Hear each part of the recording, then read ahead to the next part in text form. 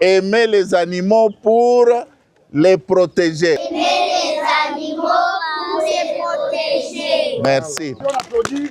D'accord.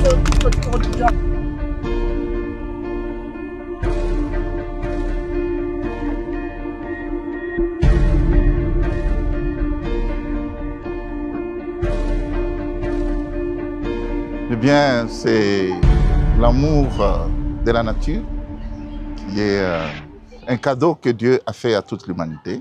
Alors, le zoo de Lubumbashi, c'est un patrimoine collectif qui est unique dans notre ville. Je crois savoir que c'est l'unique endroit vert parce que tous les autres endroits verts ont été détruits. Autant pour encourager ceux qui travaillent ici et aussi pour attirer les gens. Ils cherchent les loisirs, ils cherchent à connaître les animaux. Il faut qu'ils viennent ici. Alors, j'ai voulu, dans le cadre de cette semaine de Laudato aussi, montrer que moi, je crois vraiment que Mazingira Sibila 6, c'est-à-dire l'environnement, ce n'est pas sans nous. Alors, si par notre visite, nous pouvons contribuer à l'attraction de ce patrimoine unique dans notre province du Katanga, je crois que c'est une façon de montrer aux gens que nous devons protéger ces lieux, nous devons le visiter et nous devons le tenir propre pour qu'il puisse être en mesure de répondre à sa vocation.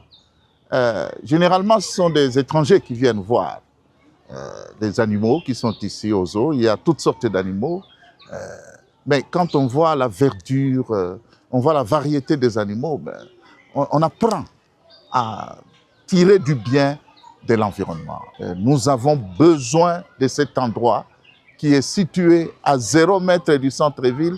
Nous devons tous continuer à le protéger pour des générations futures. J'ai eu la chance de naître dans un milieu où la forêt est vraiment florissante.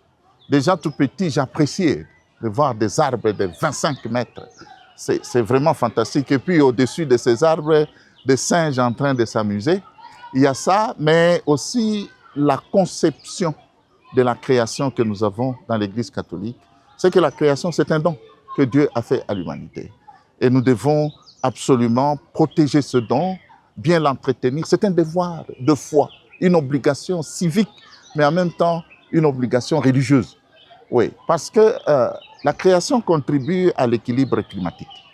Mais pour que cette création puisse bien jouer son rôle, il faut qu'il y ait des gens qui s'y intéressent, qui la protègent et qui contribuent, n'est-ce pas, à ce qu'on puisse en tirer le plus de bénéfices possible. Ce zoo contribue à l'équilibre climatique, non seulement à Lubumbashi, mais aussi dans les villes voisines. Alors, c'est important que les gens découvrent la richesse qu'il y a ici pour être en mesure de protéger ce patrimoine. Et sur ce point d'ailleurs, je salue les Belges qui ont commencé cette œuvre depuis 1932. En fait, au lieu de prendre le bus ou bien de payer un billet d'avion pour aller voir les crocodiles, les lions blancs, mais c'est à 0 mètre du centre-ville.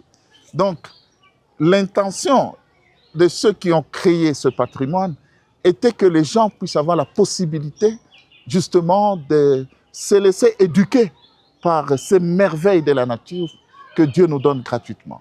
Alors, c'est un avantage certain, un avantage manifeste que d'avoir ce patrimoine au cœur même de la ville de Lubumbashi.